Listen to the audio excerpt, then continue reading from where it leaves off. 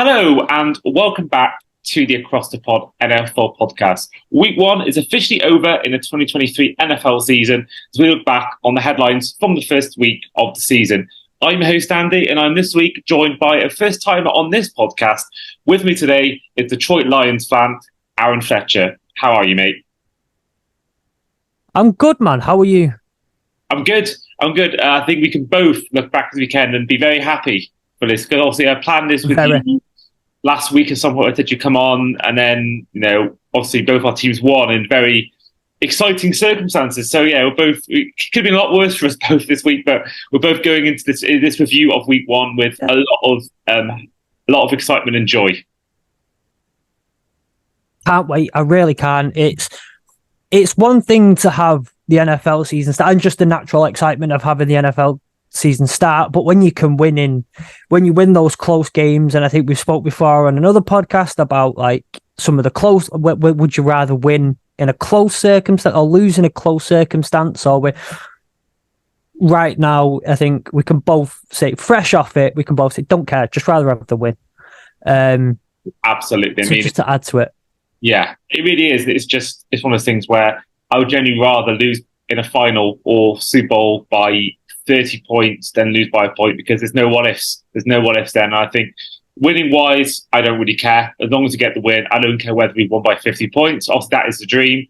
I think the dream always is the ideal. As long as you can guarantee win, is to win on a last second to a touchdown or last second field goal. That is the dream. But if you're going to win the Super Bowl or any sort of game, all you care about is getting the win, and that's the most important thing.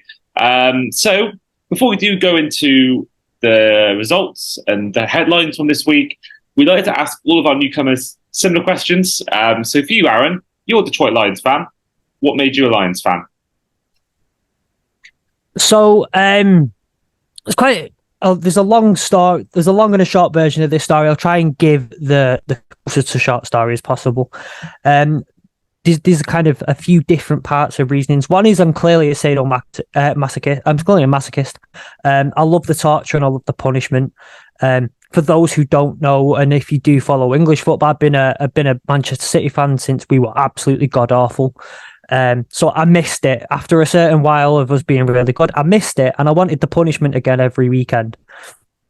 And then, but also, so I started getting into the sport about 10, 11 years ago through a friend of mine at university, and watched the season just kind of generally hoping to try and get into it and spend doing that thing that I think we've all done when we first get into the sport of kind of having that watching a half maybe and then going, no, I can't do this. This is too long. It's too slow with too many starts and stops. It's like rugby, but they've all got pads on.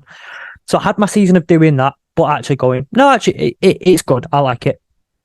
And just kind of getting into the sport. So then that off season, figured out I quite like it. I'm gonna continue to try and enjoy it because I feel like it's something I could genuinely love.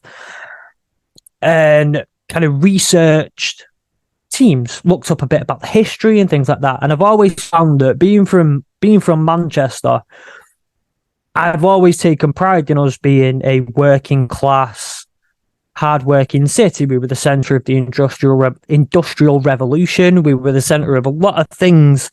But a lot of it being down to hard work, being working class, and just kind of getting on with it and trying to do what we need to do, which is very similar to the city of Detroit, very blue collar, very hard working. And then you're looking at things like, so I kind of felt an affinity to the city. Both, again, Manchester has, as great and as innovative as it's been, it's got an issue with certain people looking. You'll probably mention see the name Moss Side, and you go around the world and say the name Moss Side, and people go, "Whoa!" Of which I lived in Moss Side for years.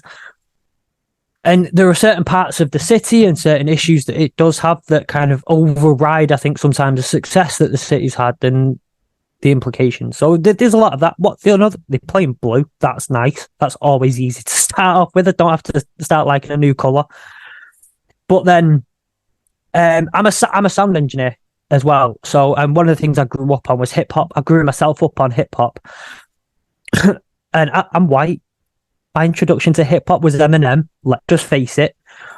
But through that, I got into a lot of Detroit hip hop. I got into with Dej Trick, and obviously Big Sean, Royce the 5'9", all those guys. So then there's again an affinity through Motown as well. So there's a lot of a musical connection, and it all kind of really cemented that off season when I did a gig.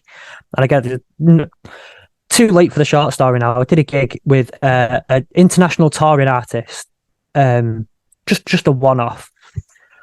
And halfway through the sound check, he got off stage to kind of direct his band a little bit. And I was just stood watching because I was like a student learning at the time. He walks over to me, and like I say, he's an international, sold-out European tour artist. And I'm a student just watching a sound check. And he comes up to me and starts asking, like, what's your name? How are you? So what are you doing here? I noticed you've been helping with the sound engineers. Is everything like... He spent the rest of the sound check and half an hour after that, every time I asked a question about him, he'd flip it to a question about me. And he was just the nicest. Somebody just really, really cared about who I was as a person, what I was doing, if I wanted any advice, any help from an international touring artist. I think he'd won, I'm not sure if he's won Grammys, but I know he's been nominated for Grammys, like very high level to what he was at. And he's from Detroit. So again, I felt an affinity to the city and the people. And then on a kind of final tip, as I was kind of getting really into it, Matthew Stafford, Calvin Johnson, say no more. And then that was one of the years we had like an insane defense as well. So we had like Darius Slade, Glover Quinn, and Dominican Sue was dominating. And so long story short, there was like about 5 different aspects of Detroit that I really felt connected to, and then the Lions just made sense. Amazing. That's an amazing story. And that is, I think, it is one of those teams where there are lost sometimes to Manchester. And I think I never even thought about that. So it's amazing you brought it up, really.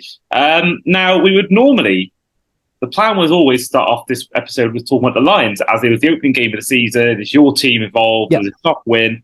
But there's only one place to start. It happened last night, of course. So last night's game was involving the Bills and the Jets. The Jets won with an overtime kick return touchdown. Now, this would normally, 9 times out of 10, be the main talking point of any game.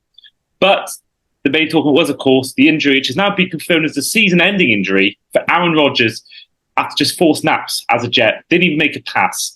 Now, I mentioned in my TikTok last night that I was actually I missed most of the game because I was in LA, and when you're with friends who aren't NFL fans, you can't expect them to watch all the time. So I was doing things like the Hollywood sign, the Walk of Fame. So I came back about midway through the 4th quarter, and I was watching. It was on our hotel, which is amazing because in the UK you never get anything like Sky Sports or BT Sport on your hotel. But every day I'd watched 10 a.m. on Sunday. I watched Browns Bengals on CBS.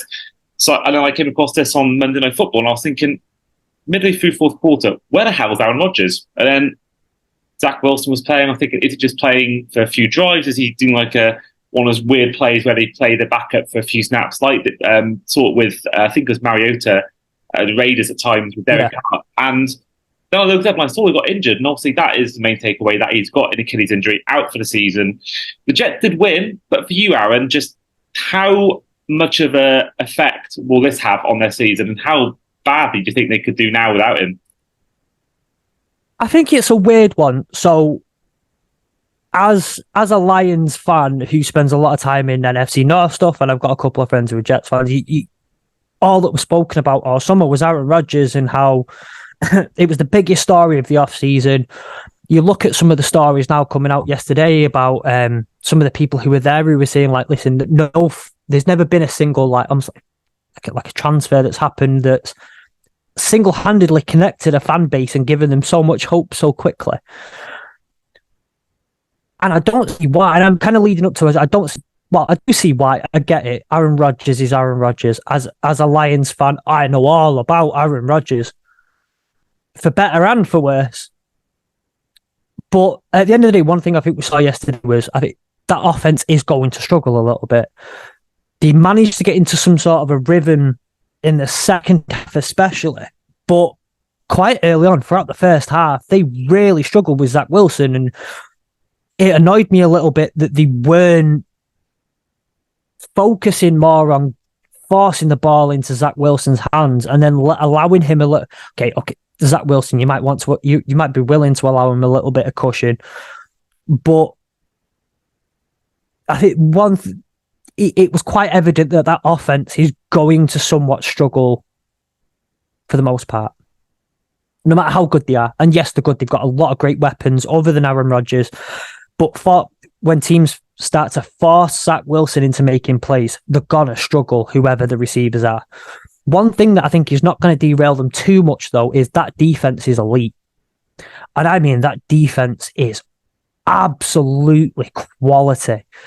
When we're looking at how this could derail the season, I think there are going to be, if it's a game where they go down to it being a shootout, I don't see them winning it because I don't see Zach Wilson being able to keep up with a shootout. However, in certain games, if you can avoid a shootout, it's going to be because your defense keeps you in those games, and you just need one of those offenses where it's just like anyone can step in, those easy, quick plays. Let's just get the offense slowly turning up. That run game is going to be a huge part of it as well. So hopefully, for the excitement of the season, it won't affect them too much. It means they're going to have to change up how they style their offense and how they scheme the offense. But with the defense the way it is and the way they can hopefully use that run game with Breece Hall being back, hopefully it doesn't derail it too much. I mean, for obvious reasons, I'm going to obviously want him to do badly. Now, I don't wish injury on anyone. Now, I like Aaron Rodgers, so for me, I don't want to see anyone hurt. And you saw before the game, as you were alluding to, everyone was excited. I mean, there was Justin Timberlake was at the game. I know his face, but I don't watch the program. One of the guys off The Office was there. Jake Paul was there, and there was a rapper. I don't know who she is. She had red hair. She was there. So all the stars were there, and it felt like, from watching what I look back on now, watching the pre-game stuff, it felt like Hollywood was coming. A bit like what you're seeing, obviously to a lesser extent, but with Messi and Miami, all these stars that go into these games and the money they're charging for tickets. So the hype was there. They put all the eggs in his basket, and obviously he's not playing. But I think what we'll see is basically what we'll see last year. They'll win games because of defense, as you're saying, because they went 7-9 with Zach Wilson, Mike White, Joe Flacco, and I think there was one more. I forget who it was. Now, these aren't great quarterbacks. Now, Zach Wilson could easily have learned from Rodgers. He may have some sort of him, but from watching the little bit I saw, obviously saw the amazing catch with Garrett Wilson, and he's going to also be a big part of that. But I think, as you mentioned, we'll see Dalvin Cook, we'll see Breece Hall, and they'll be, hopefully, as long as they're both healthy, winning them games for their sake. So, yeah, I think the Jets will be fine, but I think that we talk about this division where it's arguably the best in the league. The Patriots, I think, can still finish fourth and have a winning record. It's that good. And I just think that this may mean they finish fourth, but in the long term, of course, it could be a good thing. Of course, because of the clause in the contract, they had to figure to play an X amount of snaps and or percentage of snaps in order to 65%. Yeah, to get the first round pick. So they're not going to have that giveaway now, and they're probably going to be. They could easily have a really bad season and finish with 5 wins, 4 wins because of Zach Wilson or wherever they bring in this quarterback in the center. So I think it could look out like the Bengals when they lost Joe Burrow. They had a high enough draft pick to get Jamar Chase. I think this could be a good thing for them next season, and they could, have the 5th overall pick or the 4th overall pick or even a 10th overall pick and get a stud on their defenses to increase that, or even another stud in their receiver room. And I think that could be almost like the Bengals, the best thing to happen to them long term. But right now, it must feel like the end of the world for Jets fans. I mean, look, at the end of the day, he's 40 years old, 41 years old, Aaron Rodgers. Is he going to come back from a torn Achilles next year? Realistically, is he going to come back from a torn Achilles ever? And I think so as a Lions fan, we were worried about Tracy Walker coming back from a torn Achilles, and he's in his 20s. And how, even if he does come, if he'll come back, but he won't be what he was. You're looking at a quarterback who's 40 years old. Yes, he'll have some of the best trainers on the planet, but I think what you might be looking at here is not getting... If Zach Wilson doesn't prove himself that he's ready to take it on, even with... Because Aaron Rodgers will still be in the building, he'll still be hopefully there for Zach Wilson and trying to get him up to... and train him throughout the year. But if Zach Wilson can't prove himself next year, there's no guarantee that Aaron Rodgers will come back next year. And he might end up retiring himself So what's the plan then? If they get a low enough draft pick, it might have to be a QB. Could they now be in the race for Caleb Williams? I doubt it'll be that much, but I don't think it'll. They might have to be looking at a new quarterback next year. Yeah, really interesting stuff. And I think it's a really interesting thing because the age factor as well. And he is 39, 40 by the time the injury is healed, if it heals at all. So, yeah, that is going to be interesting stuff. Now, going from last night all the way back to the opening night of the season, which, of course, involves your team, Aaron, the Detroit Lions having a shock win over the Chiefs. Now, we had our predictions episode with Freddie on week one preview, and I actually had the Lions beat the Chiefs in week one. So at the moment, the table stands as me leading the way with 11 correct scores, I think it was, and Freddie with 8. So at the moment, that will change throughout the season. But yeah, I had the Lions winning, and they actually did do it. Now, obviously, you're going to have a much more of a say on this than me. I thought personally the Lions were great. The run game was excellent. The defense showed up at times. The punt on the fake punt on early on the game of fourth down was really impressive. And I think that Jared Goff was really solid. And I think that I know Kelsey wasn't there, but even so, they beat the Chiefs, and that's not an easy beat even without Kelsey. They proved that they lost Hill and they still did well. So yeah, either way, what result that was for your team? Oh yeah, 100%. And look, you've mentioned a lot of great people who were fantastic for us in the game, but I do want to shout out our true MVP of the game in Kadarius Toney. I think he was fantastic for us on defense this year, and hopefully, I know he won't be playing for us next week, but I really wish he was. So, but no, I think we displayed, especially in the second quarter, there was a clear lack. There was a clear scheme for Travis Kelce, and I saw that we were seeing that in the defense in how they were scheming in the certain zones that they were trying to run, and I feel like they were scheming specifically to try and shut down Travis Kelce.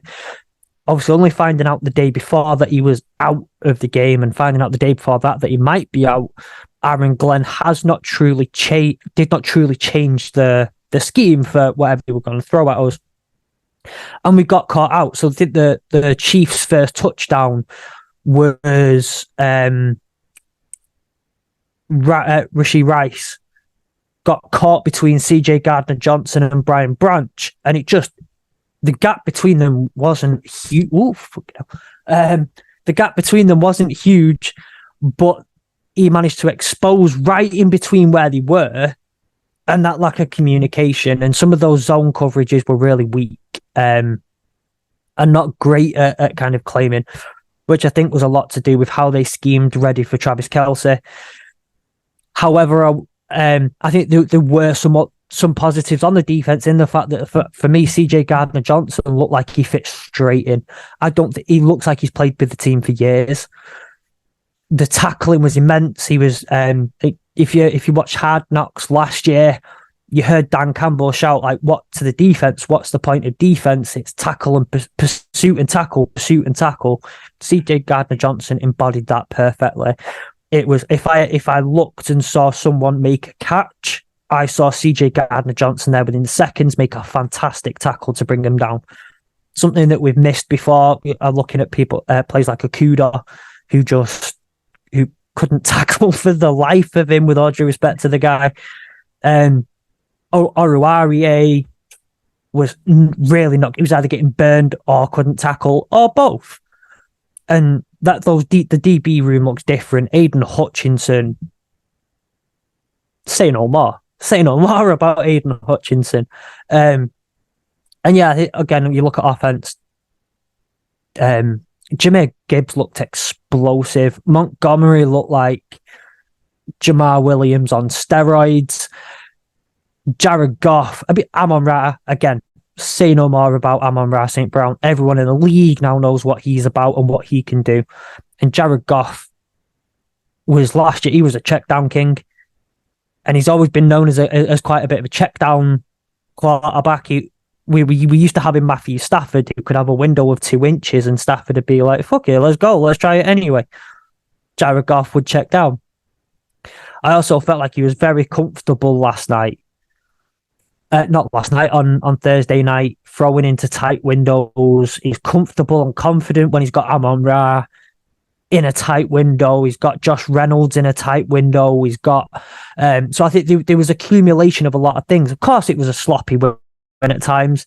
First game of the season, Jared Goff hasn't played a snap all pre-season. Rookies look great. Bit sloppy at times, but you can see where we'd schemed ready for a certain game that we never got. The adjustments were made at halftime, and I think we're a far better team for it. Yeah, I think everything you're saying is completely correct. No, I do feel at times that week one can be an anomaly. I mentioned before in our previous show that week one results shouldn't always be taken into account. Like, I mentioned that the Bengals-Brown results and other ones like that. I don't think you can always... I think some players are playing their first proper reps since 9-10 months ago. So I think definitely that to be on the cautious side, but I think at the same time to go toe-to-toe with the Chiefs on their Super Bowl, they nailed the banner, they were defending champions, they went into it as the favourites, even without Kelsey, to go out and get a win and beat them and show you can go toe-to-toe with, a team like the Chiefs. For a Lions team that everyone's, like myself, had them as a playoff team this year, people think they could even win the NFC North. I think it's really, really, really important win for you guys. I think that will be really important going into the rest of the season. But moving on to Sunday, other results before we go on to our next game in depth. The Falcons beat the Panthers 24 points to 10 with Bijan Robinson showing his potential. The Cleveland Browns, I mentioned before, they beat the Bengals by 24 points to 3. The Jacksonville Jaguars beat the Colts 31 to 21. The New Orleans Saints beat the Tennessee Titans 16 to 15. The 49ers beat the Steelers 30 to 7. The Commanders beat the Cardinals 20-16. The Ravens beat the Texans 25-9. But our next game to focus on is the Buccaneers against the Vikings. Now, this was something, again, I did pick in my predictions, the Buccaneers, but I had the Vikings winning the NFC Championship. I had them as my hot take for the season. I had them, going away and surprise people and beating the 49ers, beating the Eagles in the playoffs. But again, it could be just week one, but I thought the Vikings looked terrible. And then the Buccaneers, Baker Mayfield, again, could be just a week one honeymoon period, but I thought he looked good. And the Buccaneers, I think, showed that they can actually beat teams like the Vikings. But what was your take on that game and just how bad the Vikings were? I quite enjoyed getting into some Vikings spaces and listening to some Vikings fans straight after. As an NFC North team, one of my favourite results of the weekend, other than the Lions-Chiefs one, it was brilliant. Yeah, they looked awful, and I think you can say that there was a honeymoon period for Baker Mayfield, but I don't think they looked particularly good either. Listening to a lot of Vikings, I was arguing this not long ago that the Vikings have lost a lot of pieces this year. They blamed a lot of last year on Dalvin Cook and then said they upgraded after Dalvin Cook. I think we can take that with a pinch of salt at this point. They've lost a lot of offensive pieces that I think they were clearly missing. Realistically, other than Atterson is good, but I don't think he's an upgrade on Dalvin Cook in any way, shape, or form. Justin Jefferson, I mean, can we genuinely say at this point, he's probably, if not is the best receiver in the NFC, if not one of the best receivers in the league. I think he can be up there in the conversation with you, Tyreek Hills. For being the best receiver in the league, I think he's that good. And he's the only real target in my opinion, he's the only real target right now for Kirk Cousins to throw to, that you can actually trust and get by with. There's not much else going on for them, and defensively I feel like they was a little bit better on defense, but not great. Some of the coaching and some of the play calling was awful. And you can get away with it when you've got talent on your roster and you've got someone like Kirk Cousins who knows how to read a defense and knows how to read a play when it's going down and all that sort of stuff. But when you've not got the talent around you, the bad play calling, it's gonna bite you in the end. And last year they got in way too many of those one score scrappy games and came out on top. And there's only so long you can keep that momentum going for. And then when you lose like a lot of talent, you're going to be on the losing side of those. Yeah, I agree. And I think there were definitely times in this game where the Vikings almost beat themselves. There was I think Kirk Cousins fumbled the ball at a point in the game, and there was a point before where I think Joe Tryon managed to do his thing on defense against them. And I think we mentioned before in the Fins Nation podcast when we reviewed the Chargers-Dolphins games, there's going to be teething problems in week one. So I don't think we should write off the Vikings yet. I don't think we should properly go full in on the Buccaneers. I think that the Vikings, for me personally, can still have a good season. And I'm not going to remove myself from my hot take just after one result. But I think if they can, like they did last season when they won a lot of close games, you could easily see it the other way and they could lose a lot of close games. I think from that performance alone, they could easily be a team that just loses games by silly decisions. But either way, I think great result for Buccaneers. I think that in a weak division, you've got to take any win you can get as well. And I think Baker Mayfield did enough for me, whilst not perfect, did enough for me to prove that he is the guy that can start them through weeks 1 to 17 and 18. Yeah. And I think just on that note, real quick, we speak about some of that week one stuff. A lot of these starters who've been in the league for a while haven't played a single snap since week 18 of last season. Some of them went into the playoffs and have played throughout January, but they haven't played in August and they've only done training camps and whatnot since. I found that watching Red Zone I kind of flicked between other games and watched them a lot. I watched most of the Browns Bengals, but that was because a lot of my fantasy football this week relied on that one. I have a Deshaun Watson in one league and I have had a Joey B in another, which I'm fuming about because I benched him for Deshaun Watson in that league, fuming, and I lost by only a couple of points. But anyway, I'm looking at some of those and I'm thinking, the amount of those games that were scrappy, really scrappy and sloppy, and I think there was a lot of week one this week. A lot of week one, if that makes sense. In the Jags-Colts game, unbelievably scrappy. If the Saints-Titans game was unbelievably scrappy as well. And there were a few other ones where I don't think this is going to be the best week of football that we're going to get, and it showed that maybe this 3 preseason just makes for a slightly sloppier week one. Yeah, I know exactly what you mean. I mean that Bengals Browns game was the first half, especially. I think it's probably the worst first half I've ever watched any game. It was truly awful. It was punt. I believe it was literally 3-0 literally until right at the end when Deshaun Watson scored. And, I was, vengeful that I was watching the games in the hotel room at 10 a.m. And, again, trying to get two people I was with into the NFL. One of them wasn't really watching it. One of them was really trying to get into it, but she was subjected to the worst in football ever. So I don't think she's ever really, because her plan was to watch the Dolphins game with me, do all that. And I think now she's just completely put off by the sport because of that one game. But yeah, a lot of terrible games mean, I think this is what it is. I think, Joe Burrow was talking about it after the Bengals lost that we don't care about week one loss because I think really realistically, it doesn't really foreshadow the rest of the season. It can sometimes, but I don't think you should really get excited or underwhelmed by just one loss. And I think that, a lot of these teams that did lose week one will win. I think we'll see a lot of one-on-ones come the end of week 2. I really do think that we'll see a lot of teams on one-on-one. Occasionally, I think we'll see a handful of teams on 2-0 and 2, but I think there'll be a lot of teams that will be on one-on-one. But then the rest of the teams... Just on that, though, as well, I was just saying that Joey B and the Bengals always struggle against the Browns, but for people like that, it's a glorified... It's an intense preseason game for them. It's a 4-quarter preseason game for him.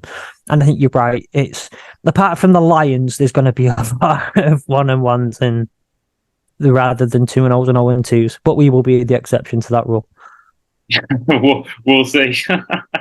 The rest of the Sunday games, before we go on to our final game in focus, the Packers beat the Bears 38-20, showed again that the Packers do still own the Bears. The Raiders beat the Broncos by 17-16. The Eagles beat the Patriots 25-20.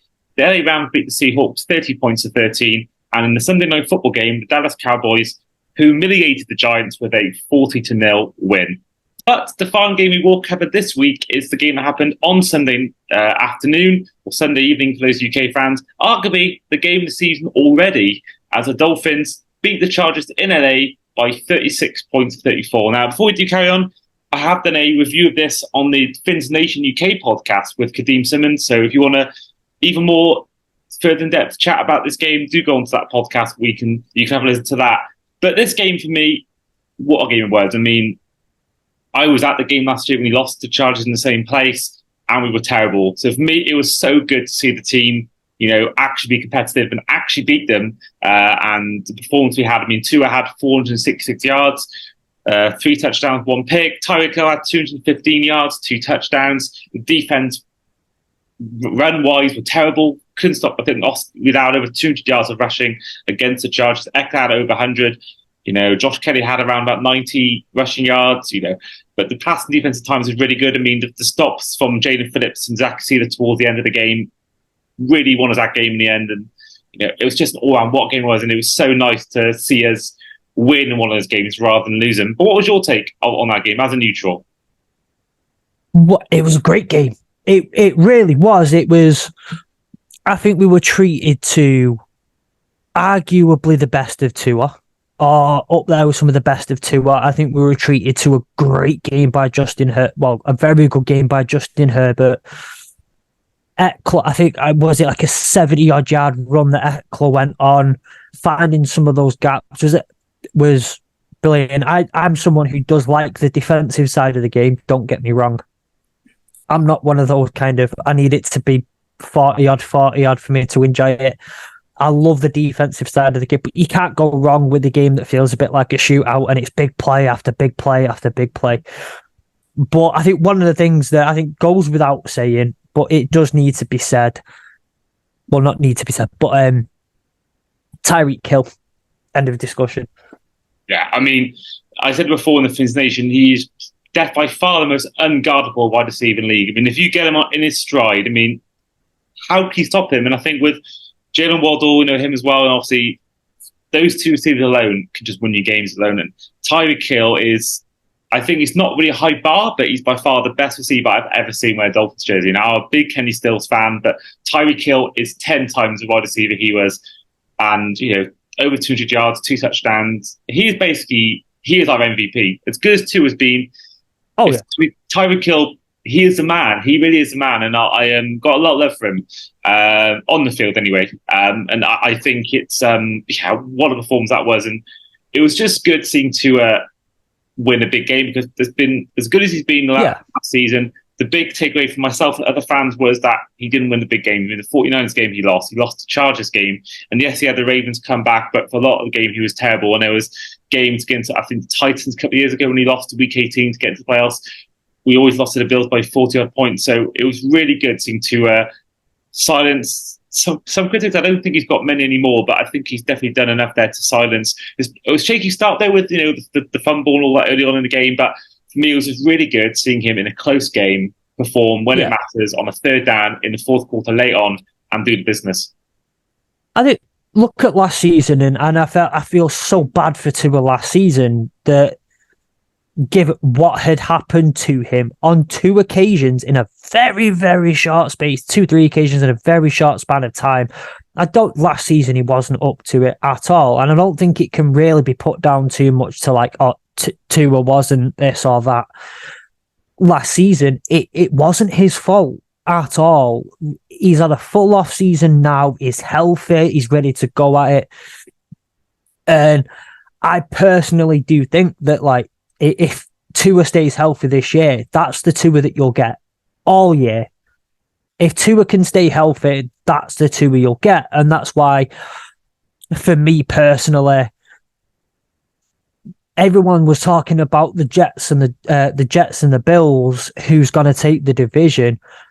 don't count out Tua. Tua with a healthy, and I feel like it should be illegal for the Dolphins to have both Jalen Waddle and Tyreek Hill in the same team. I feel like that the NFL should do something about that, because that's not fair for anybody else, especially if Tua's firing. I think I saw someone in the NFL UK, one of the NFL UK groups this weekend, say something about Tyreek Hill, and they were like, "Well, all he's got is speed. If you match him for speed, you'll be fine." And I think I had to put my phone down for a bit, and I was like, the response I'm going to get me kicked off Facebook again. The man has a complete route tree, better than, I think, being biased a little bit here, I think Amon-Ra has a pretty complete route tree. Tyreek Hill's, I think, is better. He's got the speed, he's got the vision, the awareness, and the strength. So it's not just speed. Stop him if you can. Once you've got him there, it's not fair for a lot of people, and for almost any DBs, and that's going to win you games. Because, like I say, Tua, it's not that I respect him and think he's a good quarterback. I think he's one of the best quarterbacks in the NFL when he's healthy and firing. And you're giving DBs the decision to either fully mark Waddle or fully mark Tyreek Hill. And if you whack your whole DB room on both of them put together, Tua's going to find someone else, because it's not like the rest of your receiver room is dog awful. You've got other guys who can make plays. You've got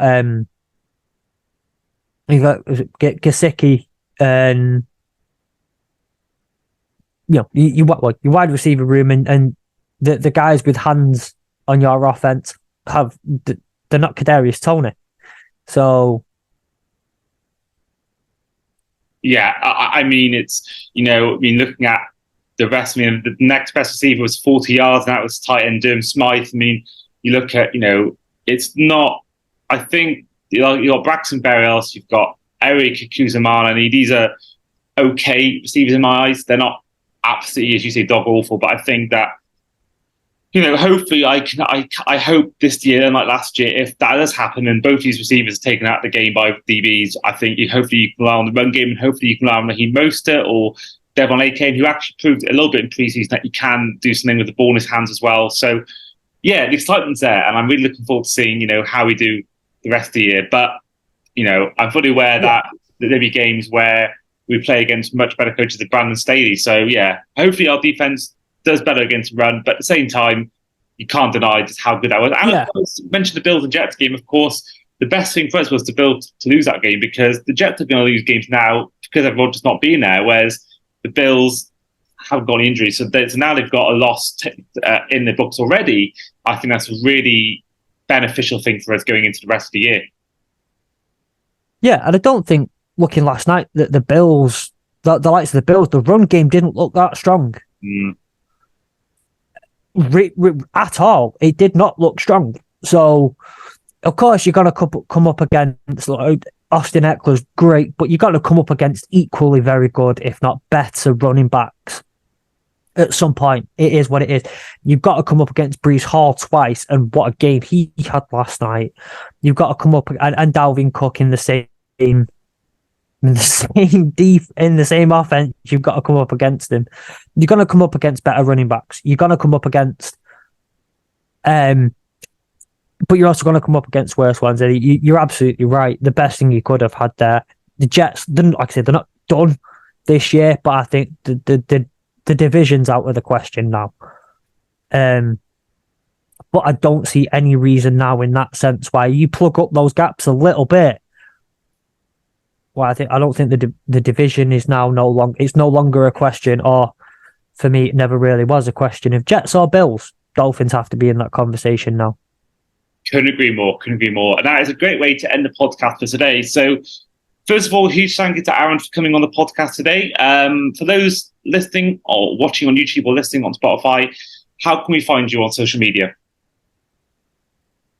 So I did a little bit of a rebrand. So if you were following on a previous podcast, I've had a rebrand since then, and I had a little bit of Twitter hiatus. But I'm back as Sam Guy Fletch. Depending on which platform you're looking at, someone took years ago Sound Guy Fletch, but hasn't used his socials in about 5 years. So the handle's been taken off there. So it'll either be Sound Guy Fletch or Sound Guy _ Fletch. If the Sound Guy Fletch you find is in Texas, that one's not me. So, and his first name's Fletcher. My last name is Fletcher. So, Sound Guy Fletch on all the socials. Great stuff. And of course, you have got a podcast called The Sleeper Work, which I've been a guest on in the past. It's a great podcast, all going into how UK NFL fans discover the sport and choose their team. So if you haven't yet heard about a podcast, do check it out on podcasts and do give a look. Listen, because I've listened to everyone and I enjoy them all. So yeah, looking forward to hearing the rest when they come through. It's like the opening question you have for this podcast, but on steroids.